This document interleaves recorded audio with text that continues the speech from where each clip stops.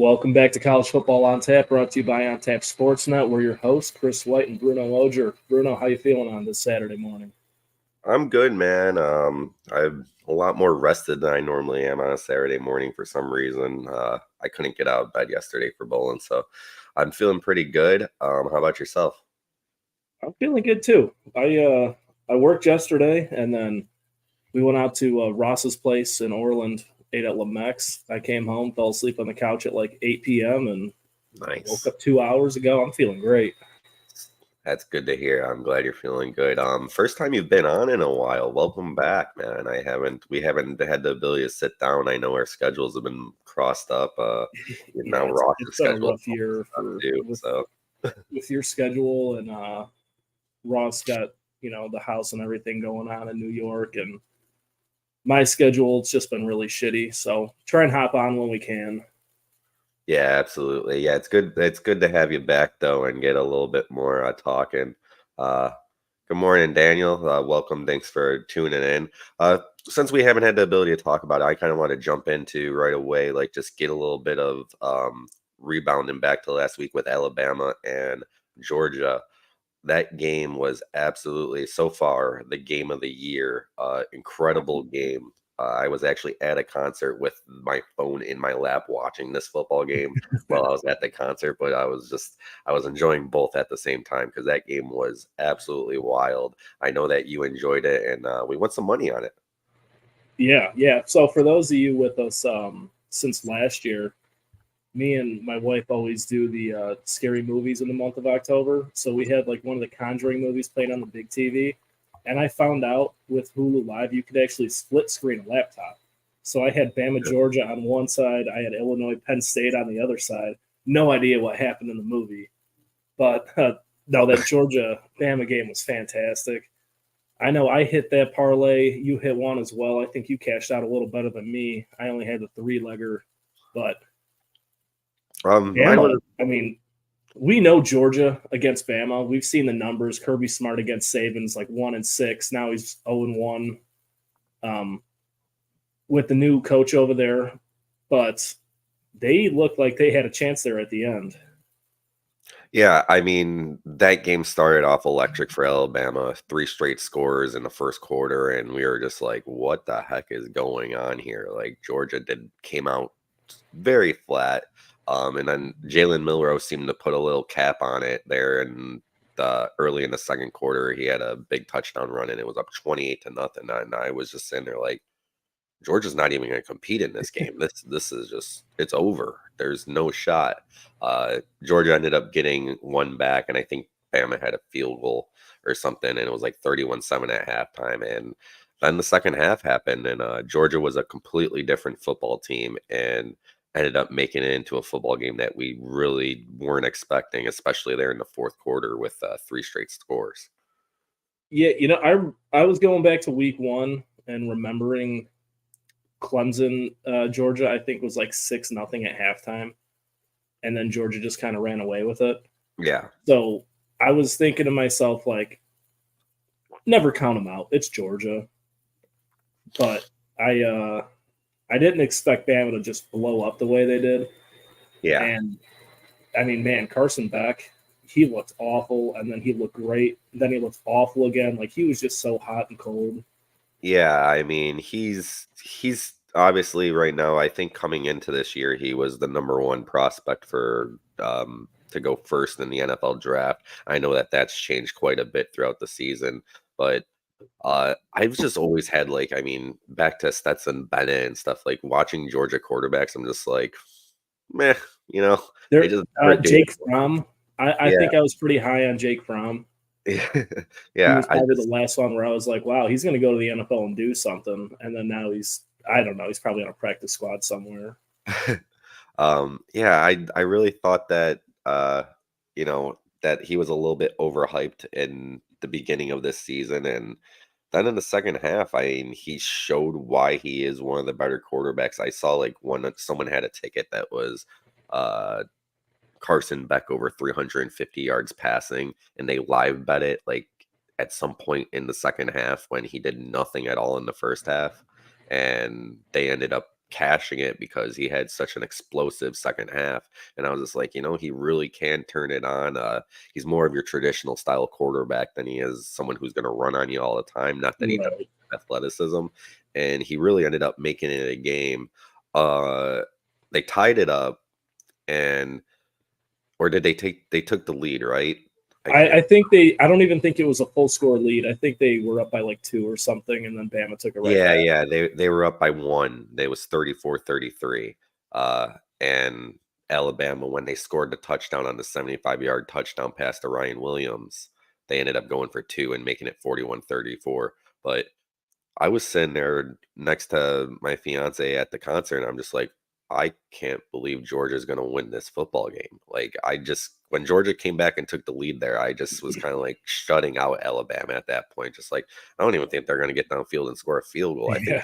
I think they're defeated right here. And then here we are again with another electric play by Jalen Milrow with that touchdown pass. I mean, it was an incredible play just to watch happen. And for Ryan Williams to end up even coming down with that football to bust away with the touchdown, it was all just an incredible cinematic kind of moment there watching that game. Yeah. How about these true freshmen? Jeremiah Smith and Ryan Williams. Yeah, Unreal. I mean, these guys are playing better than Luther Burden and Travis Hunter, guys we thought that were going to be the bona fide number 1s and 2s this year, and these guys are 18 years old, blowing them out of the water.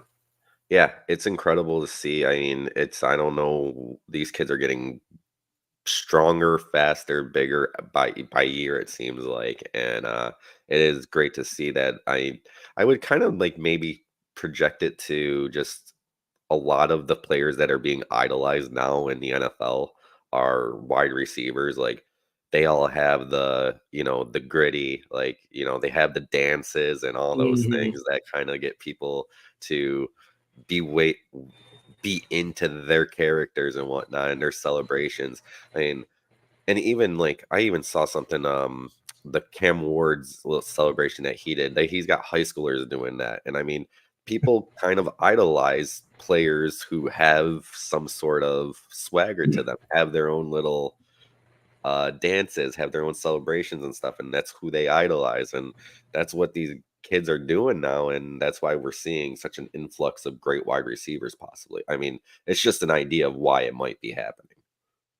I know you're not on TikTok, but have you ever seen those videos of like the kids doing like challenges against their moms at football practice? Yeah, I've seen them. I seen an entire team got shut down by the moms, and then one kid made it past his, and he started grittying, and the entire Yeah. team just started like it was like everybody Yeah, won yeah, just 'cause I that one saw that kid one. made it past.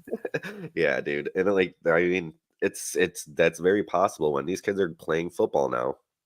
They are looking at those players that make you be like, "Oh, damn, look at those dance moves. Like, I want to do that." And like then the kid scores a touchdown in his game on Sunday and they're doing the dance moves, and that's who they idolize, they want to be, and that's who they want to be when they grow up. So we're seeing more wide receivers, more tall kids who could go up and get it with a lot of speed. Yeah, I mean, I don't think we're going to see too many kids playing Pee Wee trying to dunk the goalpost, like field goal post, like Calvin Johnson or Jimmy Graham. But those dance moves are pretty cool. It's cool that Pee Wees are getting more of an identity because when I was a kid, we kind of just handed the ball to the ref and ran back down to the other side of the field. Yeah, I mean, I know quite a few of my friends with kids and whatnot that have kids that are playing football, and it kind of seems like they're all getting their own different types of dance styles and stuff out there. So Got to do make it your own. celebration, It's cool. but it can't be too disrespectful. You don't want to get a flag. So I was gonna say technical. Uh, Flagrant. Yeah, with that, Alabama and Georgia both have games today. Georgia's going to be playing Auburn. I believe that game's at Auburn, or no, it's at Georgia. And then Alabama is going away to Vanderbilt. Vanderbilt started off the year uh, very, very hot. Less mediocre than normal. Yeah, I mean, I guess not hot. I mean, they were 2-0, and they had but they with Q here, feeling like basketball athletes leaning into football the last 5 years or so, especially with the tight end size basketball players becoming irrelevant. Oh, he thought we were talking about Pee Wee football. It's But like thanks for the tuning in, Q. basketball player in Friday Night Lights when they moved to East Dillon. Yeah, yeah. But back on topic with this Alabama playing Vanderbilt. Vanderbilt's now lost their last 2 games. I was kind of hoping that Vanderbilt would come into this 4-0 with the way they started the season, and maybe make this a little bit more exciting, just in terms of what we always see from Vanderbilt not being The an punching being an, bag. yeah, they're the team that's in the SEC that doesn't belong in the SEC, and it's it's just to the point where you want to see them just get a big win against someone, like beat someone who's huge ranked. I know that they've come close over the years, but then they have that one close game and they end up losing every other game by 21, 28. And I don't think it was too long ago that they had a competitive game with Bama themselves. Just put them on Notre Dame's schedule. I'm sure they'll sneak it in. Not a bad Forgive thing. me. Forgive me for not watching a Vanderbilt game in quite some time, but did they ever finish their stadium rebuild? No, it's still like when you watch like their games. When I was watching that game in week 1, they still have like the backdrop of there's like a crane out there. So Oh god, a crane holding up the jumbotron. yeah, I mean, yeah, I don't think they got it done yet. But that game So today. Go go ahead. ahead. I'm gonna Vanderbilt. change the subject. So whenever you're finished up with this, You're good to go ahead, buddy. I mean, I just was kind of thinking maybe Vanderbilt will come out there today and give them a little bit of show in the first half and keep it close. But ultimately, Alabama's might come out a little bit flat, but Alabama will end up rolling them. yeah. No, we've talked about this before plenty of times when teams just come out looking flat, looking like shit after a crazy, hard fought battle the week prior. Yeah, It's and hard, to put up 40, 50, 60 back-to-back weeks. It doesn't matter who you play. yeah, and I mean, going back to Notre Dame, Notre Dame did that after being Texas A&M this year. So I mean, it isn't something that happens. And maybe the game being at Vandy, they might still have a bigger Alabama fan base at that game. Who knows? But the way Alabama Yeah, made I think they're going to travel pretty well. I'm not familiar mile-wise, but I know it's not a terrible drive. yeah. But yeah, I just think, and that's just going to end up being a blowout, as much as you'd like to see Vanderbilt get in there and throw a couple of punches Alabama's way. But yeah, go on to whatever you were bringing up next. Yeah, so we touched on Georgia Auburn for just a minute. We know Auburn's kind of been highly recruiting, for Auburn standards, and now they're flipping Notre Dame Deuce Knight over to Auburn for next season. Because I mean, let's face it, the quarterback room at Notre Dame has no room for anyone right now. Yeah, we kind of saw this coming. I think we highlighted it 3 or 4 weeks back that Deuce Knight was probably going to flip his commitment over to Auburn. Uh, and it makes sense at this point. Notre Dame has a lot of quarterbacks, and the way that these NIL deals are working too, Notre Dame might keep on doing this picking of the next quarterback who's entering the transfer portal all the time as well, if they feel the need to. So, Yeah, I think personally they're going to be all right with. I mean, Carr, I still think I've been talking about him since like 2021. I don't think he's going to disappoint anybody. Stephen Jelly, I think he could hold down the fort if we needed him to. Kenny Chimney, I think, is his name. He's another true freshman.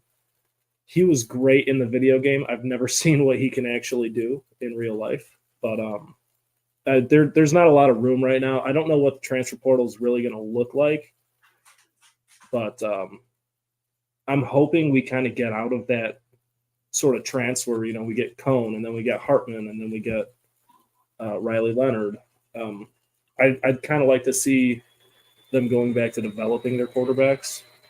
yeah, I mean, it obviously worked out when they had Ian Book. Ian Book was there as a starter for years, and Uh, I don't think there was ever a point in time where Notre Dame fans were clamoring for someone else to be coming in at quarterback when Ian Book was around. And it when Cohn was the quarterback, that was a situation where I was just like, I don't want to see this guy anymore. I'm Give tired of me it. Buckner, give me Drew Yeah, Pine, give like me anybody. Get Cone yeah, the hell. Where did he came from? What, Wisconsin? I think. yeah, he came from Wisconsin. And Oh. then I mean, Did we felt good about Sam Hartman for the most part last year, but I mean, he didn't live up to expectations either. And now no? Riley Leonard hasn't, so I'm with you. I'd rather be in the situation where we're developing quarterbacks going forward. And that's kind of why losing a quarterback like Deuce Knight, who we've talked about for 2, 3 years now, uh, does kind of suck. You wanna be able to get these quarterbacks in there for a long time. We'll see what they do have with CJ Carr. We'll see if CJ Carr is the guy next year. I think it's really hard to kind of project where a school has quarterbacks ranked in terms of when they want them to play and when they're looking for them to Right. actually be the guy. So it could be next year, it could be 2 years, but we really haven't even seen him throwing a pass. So Yeah, unless you watch the blue and gold this game, isn't high school where the junior is going to play over the sophomore. They're going to play the better quarterback, whether that's Angeli, whether it's Carr. yeah, absolutely. Um, but yeah, Auburn today for Georgia, another game that I think Georgia's probably going to come out there looking really strong. They don't want to come out there looking flat anymore. They can't afford to lose more games. I mean, if they lose one more game and then they go to possibly an SEC championship somehow still, uh, then they lose an SEC championship. 3 losses might be more than enough to get you out of the college football playoff. But depending on how many SEC teams are ranked at that point, I think there's still like 8 or 7 ranked in the top 15 right now. So, Yeah, uh, but yeah, it's Auburn's not up to par with Georgia right now. They might come, and especially being at Georgia, I think this is going to be an easy one for Georgia today as well. The slate in general we talked about beforehand is just it's a weak slate today in general. But we do have one battle in the SEC that we're looking forward to, and it's an 11 a.m. game. It's a battle of the ranked teams, and it's a game at College Station. We got Texas A&M and Missouri. How are you feeling about this one today? Like, do you think Texas A&M has enough to beat this Missouri team? I do. I really like both teams. Like from more of like a not like a brain or betting standard. I just like them. I Yeah, love Mike Elko. I want him to do well at A&M. I love Luther Burden. I love Brady Cook. I like Cody Schrader a lot last year. I like Eli coaching. So I really do think that Missouri might be one of the more phony top 10 teams. Maybe they're not. Maybe they just haven't put it together yet, but we're kind of getting to that breaking point where you got to show up now or your schedule is going to get you ran over. yeah, I think that's kind of why we're seeing Missouri still ranked at number 9 right now. I think they were actually higher earlier on in the season, and despite being undefeated, still they've kind of still backtracked. Not that it's a bad situation to be at number 9, especially in today's No, college. I mean, if the playoffs started tomorrow, they'd be in. Yeah, but uh, Texas A&M, they might have Connor Weigman back at quarterback today. The plan, I think, is still to start Marcel Reese either way, but you might see Weigman get in the game. But they're not 100% sure because they do have a bye week next week and might want to just make sure he's 100% healthy. But if they need a change of pace at quarterback today, you could see that happen. But from last I saw, Marcel Reese will be the starting quarterback, who's been pretty good. He's used his legs. He's got a couple of rushing touchdowns underneath him, which really helps out going with Moss, who's been just a ball hog in the backfield. I think he's already in the 70s for his carries this year. Has a couple of rushing touchdowns. He's been very good. So Texas A&M has options possibly at quarterback, which can make it really interesting. They are playing at College Station, and like you said, Missouri hasn't seemed like they really have put it completely together. Vanderbilt almost beat them. They went to overtime. with Vanderbilt. I mean, that was we were talking about, and Vanderbilt came off a loss to Georgia State the week before. So, I mean, it It, it's a little wacky out there. yeah. So My buddy Jason, I don't know where he's at in the comments today. He told me yesterday he was going to be watching, but he put me on to Joel Klatt's podcast, mhm. and he talked about A&M and Missouri for a while, where it's just kind of, you have good and bad, and they're kind of just floating around the middle somewhere. Are they good? Are they bad? Are they true? Are they fake?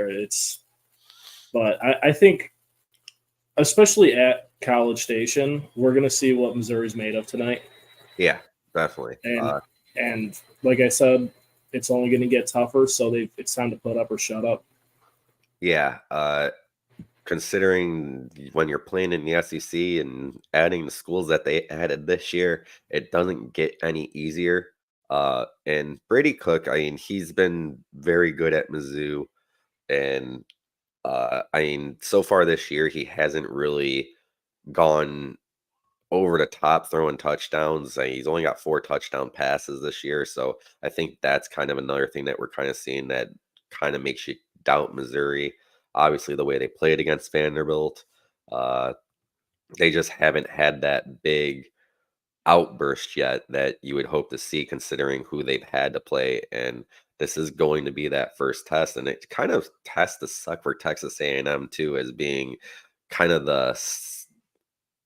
I guess like the step stool for a lot of these teams, because it was for Notre Dame. That was a huge game for Notre Dame to go out and get the win there at College Station. And now Mizzou has to come out there and really prove they belong at College Station. And it's the biggest game of the day. I mean, A&M is no slouch. Yeah. They're going to put up a fight. Yeah. They play good defense. They have options, like I said, in terms of their offense. Their running game is strong. I mean, Marcel Reese could also pass the ball. I mean, they have options. I mean, he's not efficient in terms of his accuracy.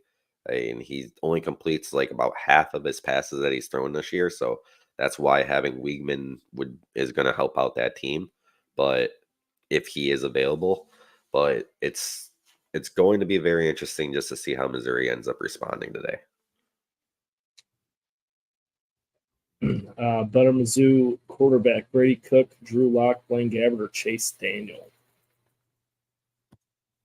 Oh, I didn't know what you were saying there. Like, what? Yeah. Yeah, Q's back in the chat.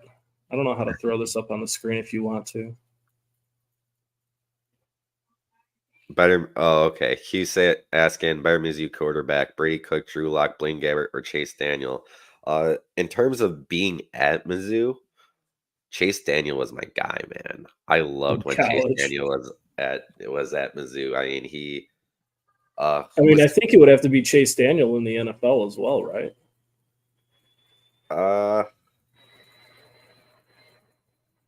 Yeah, I don't know. I mean, yeah, I guess. I mean, yeah, Are you a Blaine Gabbert truther? He's the perennial best backup quarterback of all time. He made millions just being the backup wherever he was. He sat behind Alex Smith for years. I mean, he lived a dream, and he's got a coaching career in front of him too. They always talked about it when he was at the Bears, that he was the smartest guy in the room. But I mean, Drew Lock and Gabbert got more playing time than Chase Daniel ever did. So Brady Cook might have that opportunity to be the best of the group here in the NFL. He was the top tier quarterback last year in college football. Like I said, we haven't seen it yet this year from him, so we'll see. But Chase Daniel at Mizzou, and I'm trying to think who was his wide receiver. Jeremy Maclin. Okay. Yeah, Jeremy Maclin was a stud in college with Mizzou. That was one hell of a connection. And I mean, in terms of like watching Missouri football, I would say when Chase Daniel was the quarterback there, that was when I watched the most Missouri football. I was kind of like, I kind of like this team. I was into them. I can't say I was really into the Blaine Gabbert or Drew Lock years. Yeah. It's no secret I've been very high on Missouri these last couple of years. Just the 4 guys I'd mentioned earlier: Schrader, Cook, um, Burden and Eli, it's hard to dislike that team. You just see the offense go out there and you're happy. I know Schrader's on a team somewhere out west, San Francisco maybe. He's on a practice squad. But the rest of these guys, I think there will be big things to come. He's pretty young still, I think. He's got to be in his 40s. Burden's probably going to be a first-round pick. Brady Cook, I'm not sure where he's going to fall, but I think he'll get a fair shake in the NFL. Yeah, I kind of when I look at him, he looks like he could possibly be just a guy who's suited for college football, but I know that he is a high on a lot of people's list, and I think it's going to be a weird year for quarterbacks in terms of how they're going to fall in the NFL draft after this season, just because Yeah. there's so many options, and how they're trying to sell Shadir, and Colorado's playing football now. They look pretty decent over the last couple of weeks, so Yeah, I mean, we'll see between where it falls. Sanders and Ewers and Beck and Gabriel and Rogers and Howard, there's just so many of them that are going to be coming out. Yeah, absolutely. Any last thoughts on this Missouri Texas A&M game? What's your final prediction with it? I don't care. I just want both teams to have fun. I want to see a bloodbath. I want to see a high scoring back and forth. Give me like 41-38 A&M, but my heart's still with you, Missouri. I'm with you there too. I actually, I was going to talk about it a little bit later on in the show when we get more into the betting aspect of things, but I did do an 11 a.m. game, anytime touchdown parlay, and I did 3 touchdowns in that game with Luther Burden, Le'Veon Moss, and Nate Noel all scoring a touchdown. I thought about putting Marcel Reese in there over Le'Veon Moss, but then like the Weigman news, I'm just like, I don't want to mess around with this quarterback situation. But so we'll see. I think I'm going to continue rolling the ball on Trevor Etienne and Jalen Milroe anytimes. I'm not sure who they're playing for the rest of the year, but I'm going to keep doing it until it doesn't work. Yeah, we'll get more into it when we get into the betting portion of this and kind of talk about what my thoughts are with it too after last week. But going back into today's slate, and like we said, there's not a lot of great games, but one of the better games on the slate today that's kind of surprising in terms of what we're looking at in terms of the spread.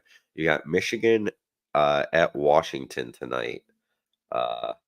Yeah, the national championship rematch. Yeah, and Washington's coming in this year. They're not the same football team that they were last season, but they're still not a bad school. They did lose last week to Rutgers, who's undefeated today, coming into today, and they lost to Washington State.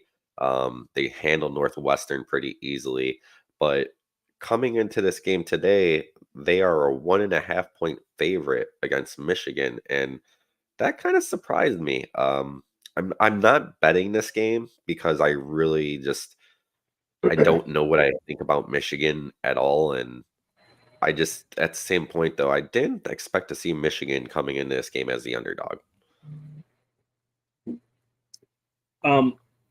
With I don't really think either teams are all that phenomenal. Both lost a lot to the draft, obviously. I know Michigan still has that elite D line.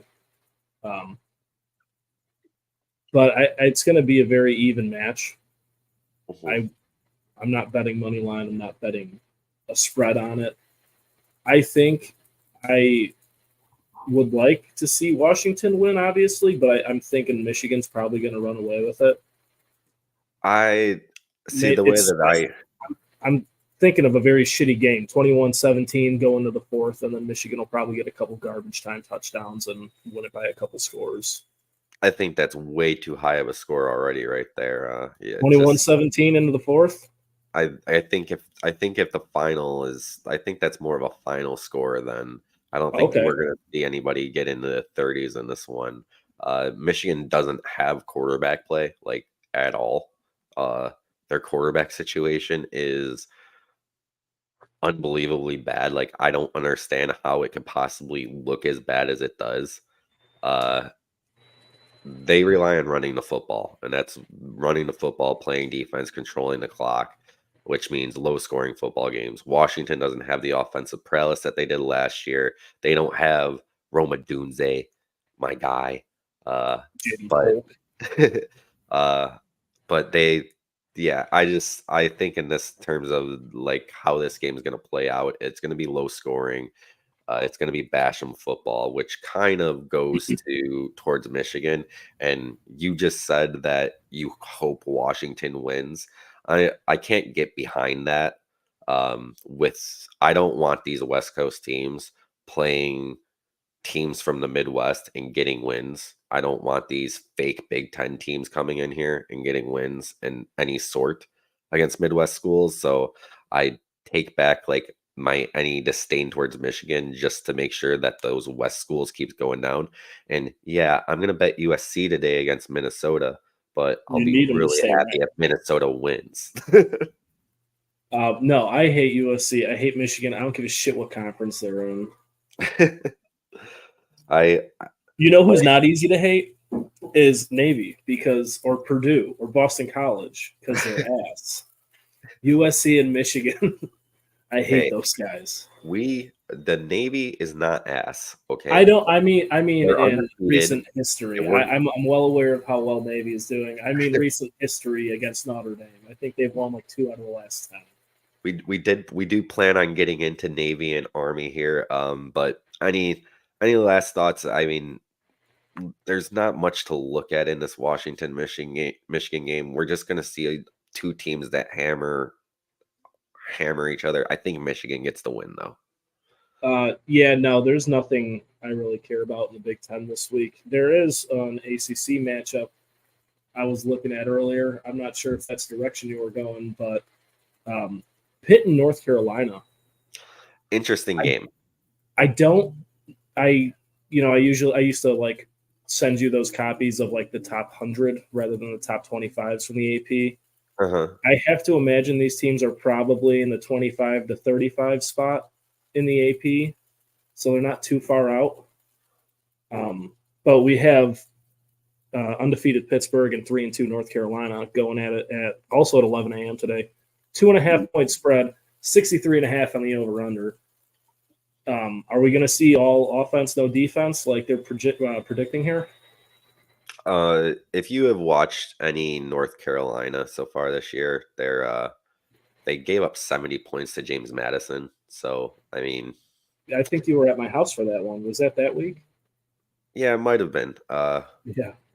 I know that because I know that we had my buddy Marcus throw $100 down on James Madison that night day, and I was like, thank God he won something. What a cash out. I was nervous. I'm like, oh man, I'm gonna lose this guy money. Um, no, he got the win, which was nice. Is that But your buddy from work? yeah, uh, yeah, I honestly like North Carolina's probably would be more ranked towards like the 50s, 60s at this point.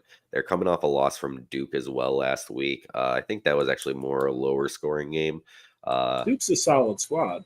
Yeah, undefeated so far this year. And they're actually coming into a game like I'll get into it a little bit later, but they're +9 against Georgia Tech today. I'm just like, I think I'll eat that. Yeah, But that's interesting. Is uh, that an 11 o'clock game?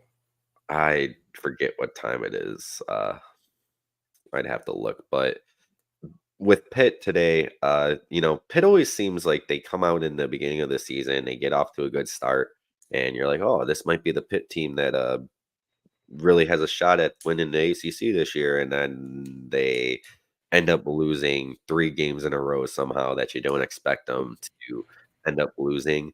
This is a game where I looked at them like, I would kind of want to bet Pitt today, but I'm not going to because this is exactly the type of game that Pitt loses. I just feel like for some reason they're going to go into North Carolina. North Carolina is going to just play their best game of the year so far and just put Pitt on their ass just because this is what happens to Pitt on a regular basis. Yeah. So Georgia Tech has moved to -9.5 and it's at 7 o'clock tonight. Okay, sweet. Yeah, nobody likes shit in the bed like Pitt does. Yeah, I did not put in that bet yet. The only thing I did was an anytime touchdown bet for the 11 a.m. So that's good that I haven't really touched the numbers on that yet. And speaking of Marcus, there he is. He's coming in with a hot bet. He's putting $200 on SMU today. Marcus, man, that's a lot of dough. It's a 7-point underdog to number 22 Louisville. Yeah, that was going to be a game that I was going to go into next after Pitt here. But yeah, any more ranked teams that Notre Dame beat dropping out of the top 25 here? Yeah, that's kind of why I want Louisville to win that game. I need Navy to get ranked. I need USC to stay ranked. Yeah, that's where my thought process is with everything, as well as just keep these teams that were at aim play looking good. So yeah, even USC, I guess. But I'll hop on SMU +7 with you. Make them lose by a field goal. Yeah, that's fine. I saw it at 6.5 was the last that I saw it at. I don't really know much about SMU yet though, so I'm I just really on can't Bleacher Report. project I in. think they use Caesars. Yeah, they use Caesars. Well, they have their own now, so. Oh, do they? Yeah, ESPN Bet. Oh, interesting. Yeah. But yeah, I honestly I think when it comes down to it, I don't know too much about SMU. I was sitting there thinking like I know that they're a school that's trying to get back to being what they were in the 80s before everything fell apart for them, and they ended up having to they got all their scholarships and everything taken away because of the scandal that they had there. But now they have a lot of money coming in now with the NIL, and it's making them more of a top contender once again. And them also having their first year in the ACC. Last week they destroyed Florida State. SMU is a very interesting team, but I don't know much about them in terms of their players or them on the field, just because I haven't gone around to paying attention to them yet. Yeah, to be quite honest with you, I have not done my due diligence this year in outside of watching, Power 5, Power 4. James Madison, I paid attention to. East Carolina, I always pay attention to them week 1, but I've really just been honestly just Big Ten and SEC 90% of the time. Yeah, I haven't even watched much ACC. Obviously, Georgia Tech, I've seen a couple games, but I haven't really strayed too far out of the norm. Yeah, I just know last week SMU destroyed Florida State, and I just kind of was like, laughing at them, and then but it's like, these guys good. And I didn't really think that SMU was looking as good as they are, because they're 4-1 this year, with their only loss being against BYU, which BYU so far this year has been, I think they're up to 17 now. Yeah, and they're 5-0. They destroyed Kansas State, who was ranked 13 at the time. They barely pulled out a win last week at Baylor, but they were up huge in that game. So SMU's only loss being to BYU so far. This could be a game I could see Southern Methodist taking, and that might not be a bad bet for you there, Marcus, because Louisville last week, they looked good enough. They looked fine. Notre Dame looked like the better team and got the win, which was what we were kind of expecting going into that. That's how I felt. I thought Louisville might be a little overranked, but now I hope Louisville goes out and gets all the wins that they can. But if it wins you money, I'm with you. Yeah, I think, well, everybody was talking for Big 12 championship like it was already set in stone. It was Kansas State, Oklahoma State. But it's getting kind of wide open now. Yeah, Kansas State and Oklahoma State are both lost.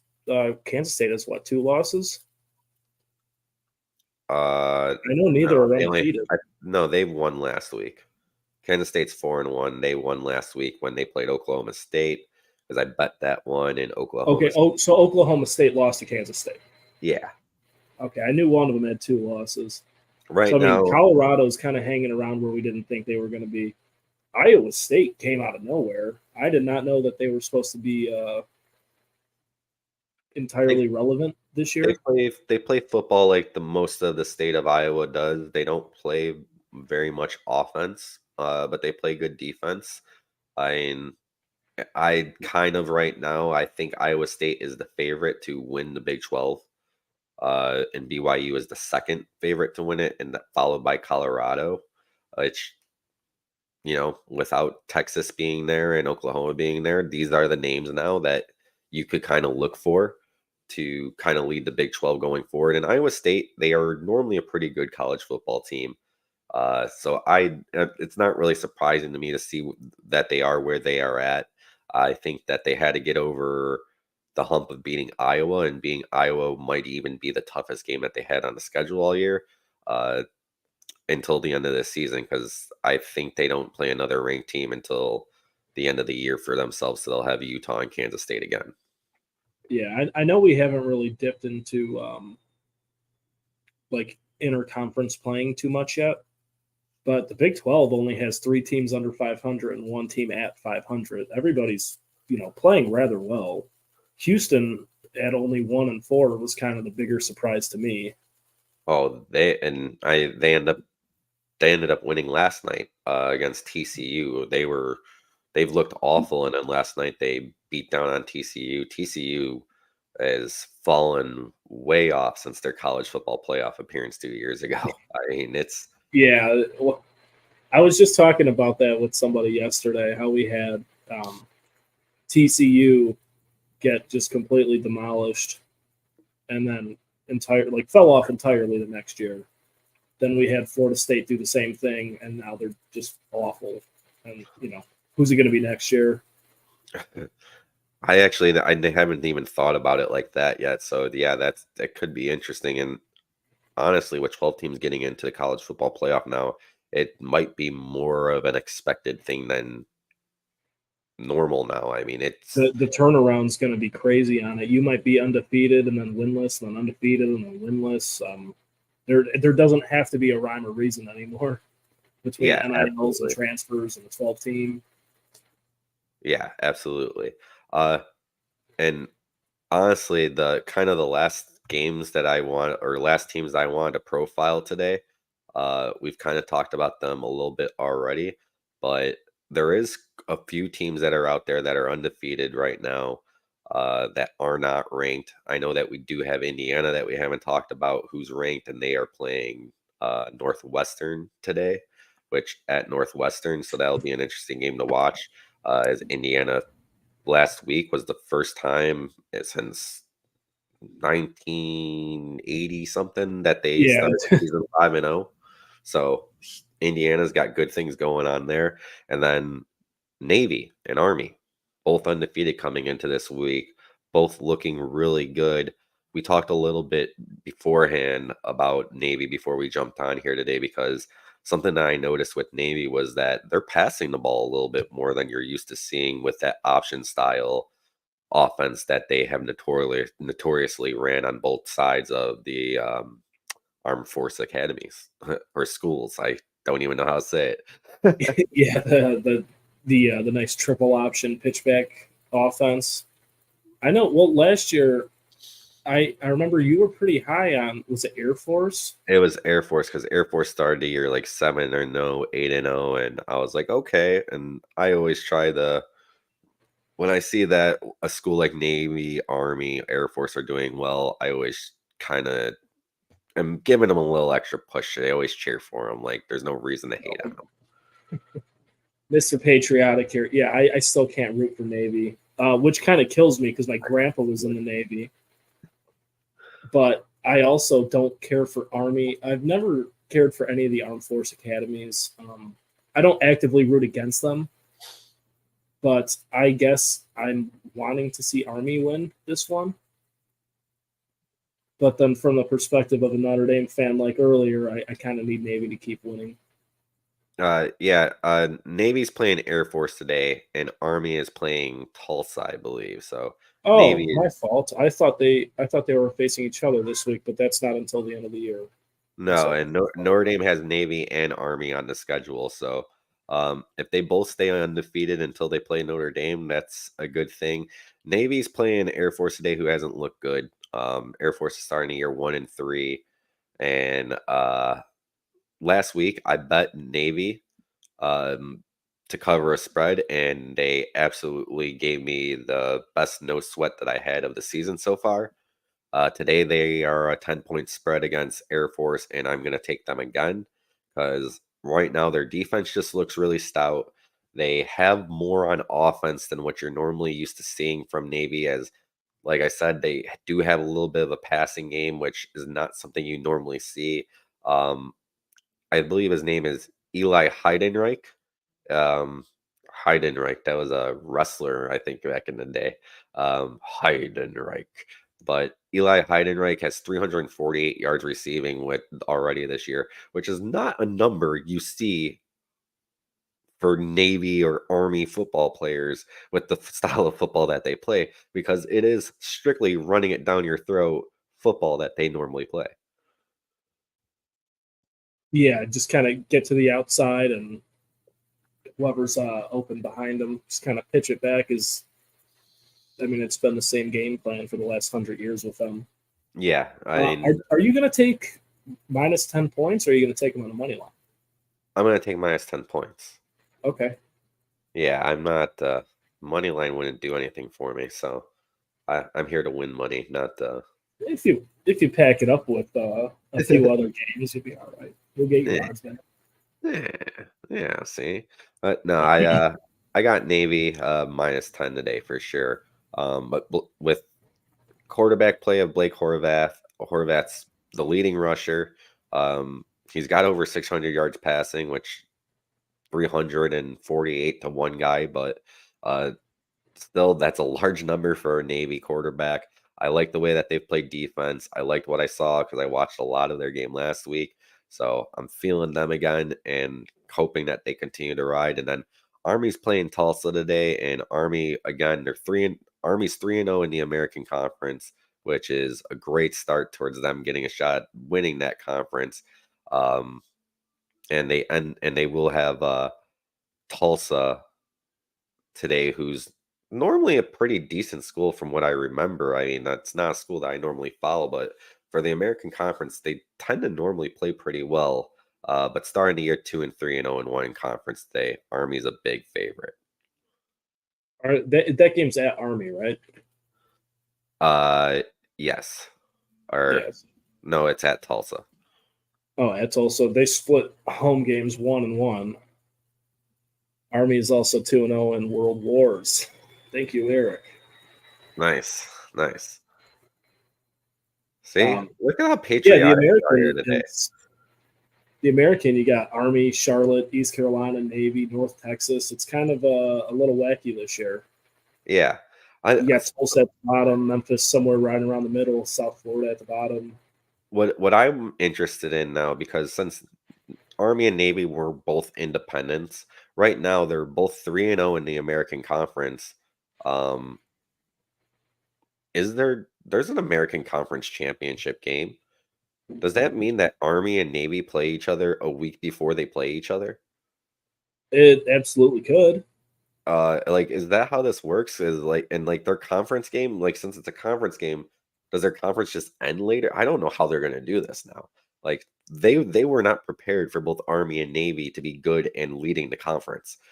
I mean, North Texas, their quarterback, I forget his name, but he's playing out of his mind out there. I think they're 4-1.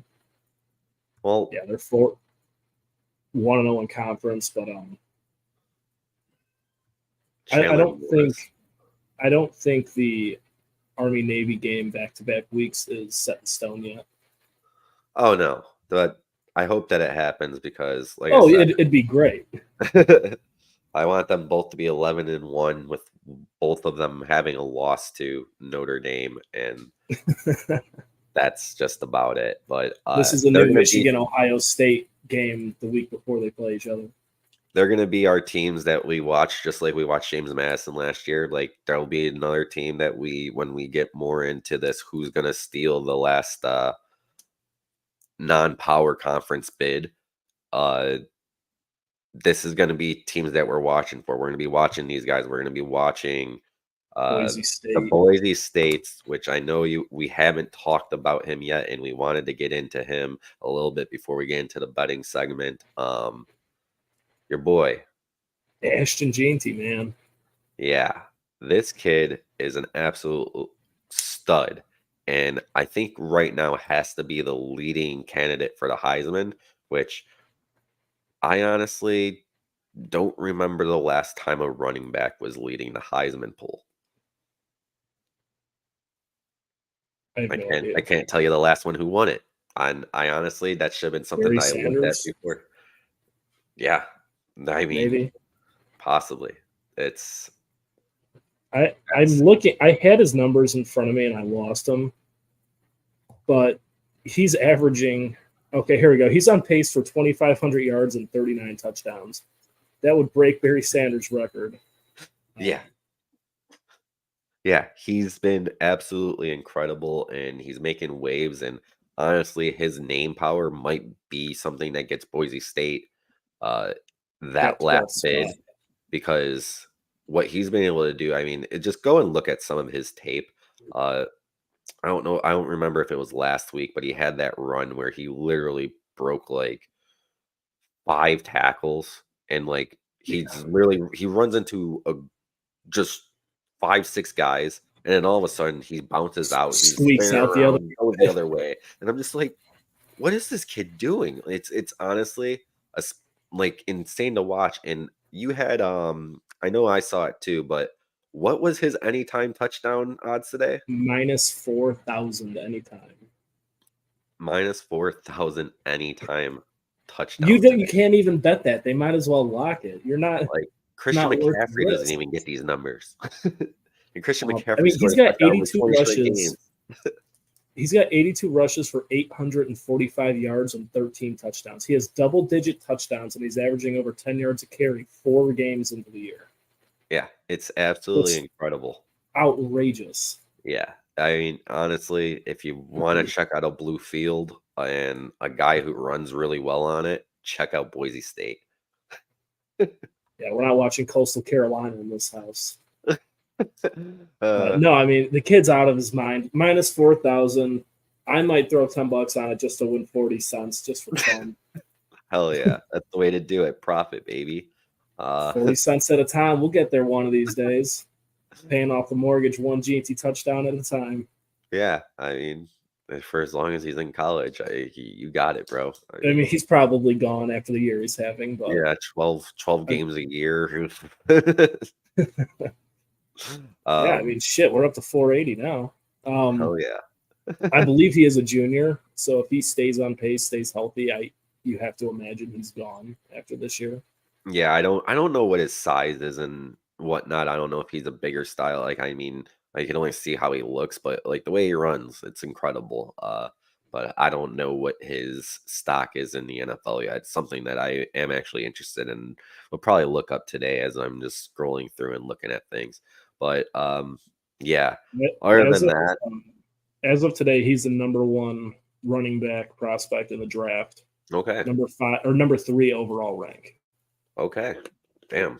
So he might be a number 1 or a first round candidate, which I mean, not Well, really let me a lot. let me redact that. That is NFL Draft Buzz. That's not 24/7. It's not Sports Illustrated. It's nobody big. But I don't know who they get their stuff from. But that was the first thing that popped up on Google. Gotcha. With that, we'll kind of scroll in, go into what we got betting wise today.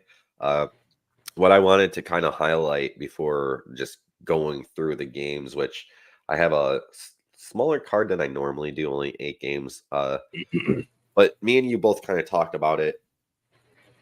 We had bets on the Alabama game last week, and anytime touchdown parlay. We both did one, and we both ended up winning. And it's honestly, I started sitting there thinking about it, and I'm just like, this is really a market that not a lot of people talk about and not a lot of people lean into is the anytime touchdown market in terms of college football. And when you look at the guys who score on a regular basis, it's a little bit easier than you could say it is in the NFL for people to score in college football. And there's a lot more games with a lot more points. So Yep. after hitting one parlay last week, I decided it's something that I want to get more into. I told you I had that 3 picks for the Missouri Texas A&M game, and then I added 3 more legs from 3 other games, just one touchdown from other guys, and it's like a $25 bet to win $817 for 6 touchdowns on all guys who have 4, 3, 5, 6, 7 touchdowns. Like they're Mhm. scoring every week so far. And I think that this is something that if you do your research, and I will post them on my Twitter today as I kind of go through and do more research throughout of each player and because they don't offer the touchdown market on every single game because it's just they don't have the information for it. But for the ones that they do, I will post what I'm throwing out there in terms of the touchdowns, and it might be something that could end up being very profitable for us. Um, Um, yeah, I don't know if you follow. I think it's PFF on Instagram.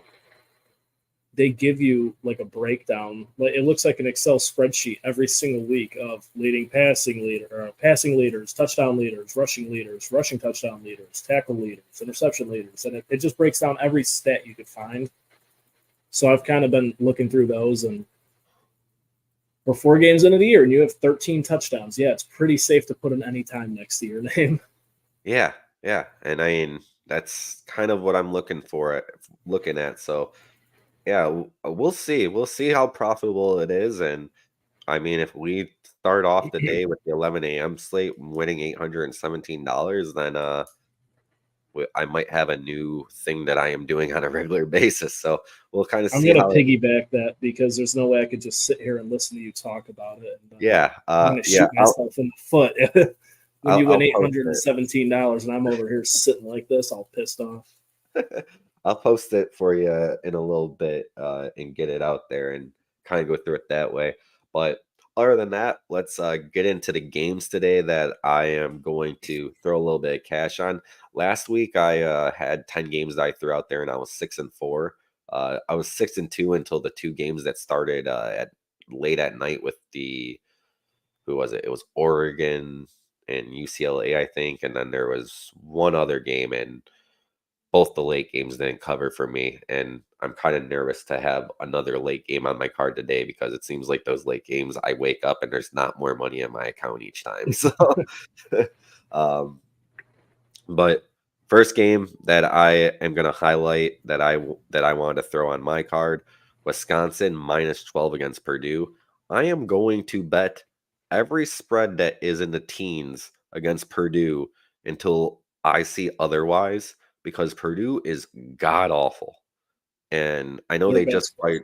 they just fired I think it was an offensive coach that's their offensive coordinator this week. Uh but yeah, I don't see things getting better for them. I think Wisconsin is going to beat down on Purdue because I think everyone can beat down on Purdue. So, You uh, don't even need Tyler Van Dyke to take yeah, care of Purdue this week. yeah. So I'm taking Wisconsin -12. Just until Purdue proves me otherwise, like I'm going to keep betting against them. It's been easy money so far. Um, Marcus, my man, how do you feel about Boston College? I feel very good about Boston College. I know that they are coming into this game today and they are the underdog. And I honestly don't understand it from what I've been seeing from this Boston College team so far this year. They are a very good football team. They have the coach, they have talent. They're just seemingly getting it right. I am going to take Boston College on the money line today. I just I Yeah, I don't don't know. like Virginia at all. I think Yeah, you don't need the point and a half. I like BC money line. Yeah, and that's how I feel. Um, Castellanos is going to be starting, which was kind of questionable at the beginning of the week, but Castellanos will be starting for Boston College this today, which gives them even more of an edge, I believe. Their only loss so far this year is to Missouri, so we know how Missouri is, and actually looking at it now, Missouri was ranked sixth at that point. So back to my point earlier, Missouri has fallen Dropped a lower couple. since. Yeah, but Boston College today against Virginia, I think that is a safe bet. RA talked about it earlier. Got Navy -10 today. I like Navy the way they're going.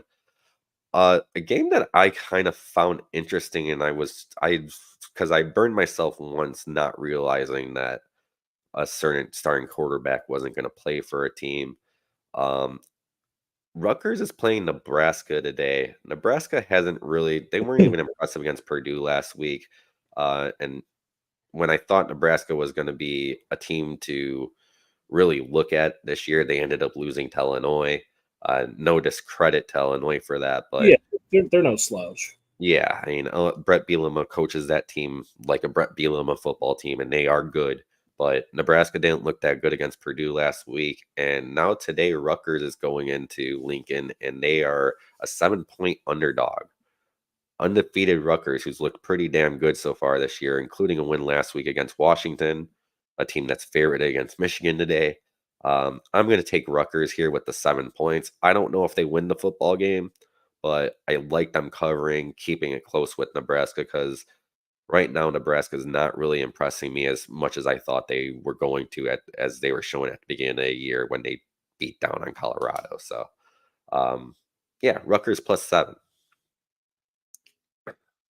Um, Other game that I have on the card, Florida State got blown out last week, 42-16 against SMU. Today they play Clemson, who since Clemson took the beating against Georgia, Clemson looks like a monster right now. Phenomenal team. So, Clemson -15.5. I think that number is super low. I think Clemson covers 15.5 in the first quarter. I mean, Yeah, I don't think I don't I'm looking at 16.5 here, but I don't think it's a 2 touchdown on field goal game. I think this is going to be a blowout. yeah, so I'm taking Clemson here. Clemson destroying Florida State. I just don't see this going any other way. Uh, Game that like I was kind of struggling, like if I really wanted to put it on my card or not, just because I kept on having this idea, and it's something that we have talked about. Me and you have talked about with that Zach. USC is going into Minnesota tonight for a night game. Not really the kind of weather we really wanted them to go face Minnesota in. Yeah, Um, we want when this USC Minnesota stuff happened, we wanted it to be a game where it was -10, a foot of cold. snow. Yeah, we wanted it to be a November football game. We didn't want it to be the first week of October where a lot of places are still in the 70s. It's just not what we were looking for. But USC is going into Minnesota tonight, -8. I think that number is kind of close to what it will be, but USC in general has better talent. They're faster. They're going to be able to put up points on offense, I think. I think it's close for a long time, but the fourth quarter, USC pulls away and covers that -8. I don't think it's not going to be the easiest game to cover. I think this is going to be the toughest one on the card today, honestly, is like because I was kind of, but at the end of the day, I think USC covers this game -8. That is, I think it's a pretty good number. Uh, Yeah, I think that's pretty safe. I'm not loving. I know I was high on PJ Fleck. I know you were too. I think Ross was as well. Um, it's not working yeah. in Minnesota, and I know wasn't there some drama last year with the New Mexico State coach? It wasn't last year. That was Jerry Kill. This drama was Back at NIU back when he days. no back when he left. When Jerry Kill left and PJ Fleck took over, PJ Fleck didn't like the Minnesota players that were there, and those were Jerry Kill's recruits, and he like Gotcha. said that all Jerry Kill's recruits were soft, and he will kind of like how Dion was with Colorado, but Yeah, pack in a your different bags. form. He basically shit on Jerry Kill's players, and Jerry Kill didn't respect that much. And they kind of had a little back and forth about it. Um, Another game that I have, which I was looking, I'm like, I can't figure out why this number is where it's at. And I understand Georgia Tech is a decent team, but they lost to Louisville 31-19. They lost to Syracuse a couple weeks ago. Now they're playing undefeated Duke today. And Duke's getting 9 points. Um, I don't understand it, which I'm not the guy who makes the numbers, but I feel uh Duke is Duke is going to end up taking this game down today. So uh I don't know if they'll end up winning it necessarily, but I think there's a good chance they do that as well. But I'm gonna take Duke +9. Um Yeah, I've got a little two-legger going on with Duke plus. I'm looking at 9.5 right now. I'm not sure what DraftKings will be, and I'm going to ride on Pittsburgh shit in the bucket, and I'm gonna throw away the 2.5 points and take the North Carolina money line. okay. Yeah, see I'm that. thinking Georgia Tech's gonna win that game still, but not by a 10-point margin. Yeah, I think that Duke's a better team than that, and Georgia Tech hasn't shown the ability to really go out and blow teams out of the water. I mean, when they beat Georgia or when they beat Florida State in that opening game in Ireland, it was 24-21. So, and Florida State's not a good football team. So, um, we'll kind of that's what I'll do. And Eric here, Bruno, the late games always fuck me. Bruno bets on a late game. Here is my late game. You I should have been here last year with the Big 12 games. Yeah, I've been staying away from that, except for last week when I bet on Oklahoma State, and that was a big number too, and that was not great. Uh, Classic Bruno. I did take one late game today. What I consider late games is games that start at 9 o'clock, in which I will probably be asleep by that time, since I don't tend to stay up past midnight to 1 a.m. a lot of the times during the week at all. I have Arizona State. That game starts at 7 o'clock. So actually, I thought this was a 9 o'clock start originally. So it's not even a late game. I'm not There even you go. You betting. can make it to 10:15. Yeah, that'll be fine. So Arizona State -2.5 against Kansas today. Um, Kansas started the year ranked. Thought they were going to be a better team than what they've been, but every week Kansas just seems to get a little worse. They're 1-4 this year. Arizona State's coming out the gates looking like a better football team. So Arizona State -2.5 is going to be the last game on my card. So 8 games on my card, and then I'll have my touchdown parlays that I end up doing throughout the day. But I'm feeling pretty confident in this eight games, very concise, not doing 11 or 10. So Yeah, maybe this is the week where, I go 7-1. I won't say 8-0, but 8-0 would be great because I do always put $10 on every single pick that I make for the week in a huge parlay to get rich. So, you got a lock for us? I mean, if I was going to have to say which one I feel the most confident about out of my card, I would say it's the Clemson -15.5. I Yeah, think. I'm on the same train there. I think 15.5 is just kind of ridiculous. Yeah, I mean, I'd like to say Wisconsin, but see Wisconsin has duds from time to time. But I mean, I just think Clemson, the way they've looked over the last couple of weeks, and what I have seen from Florida State, uh, Clemson for sure. I'm sure, depending on what Phil Maffa is at, like he will be part of my touchdown parlay in some form. If he's like -350, I don't know if he'll make it because Not worth it. those are the leagues that hurt you. -4,000 Ashton Genie. Here I come. Bruno, you got anything else for us on this beautiful Saturday? No, man. I mean, not the greatest slate, but if there is games that you want to watch, I suggest these 11 a.m. games are the ones, and then the middle of the day, you might be able to take a snooze or go do whatever. I think I'm going to go do fall activities, and then there's a couple night games that will be fun to watch. So, but other than that, I hope everyone makes money and follows along on Twitter if you want to see what we do the rest of the day in terms of these touchdown parlays. All right, guys, this has been College Football on Tap, brought to you by On Tap Sports. Enjoy your Saturday. Have a great weekend. Peace, everyone.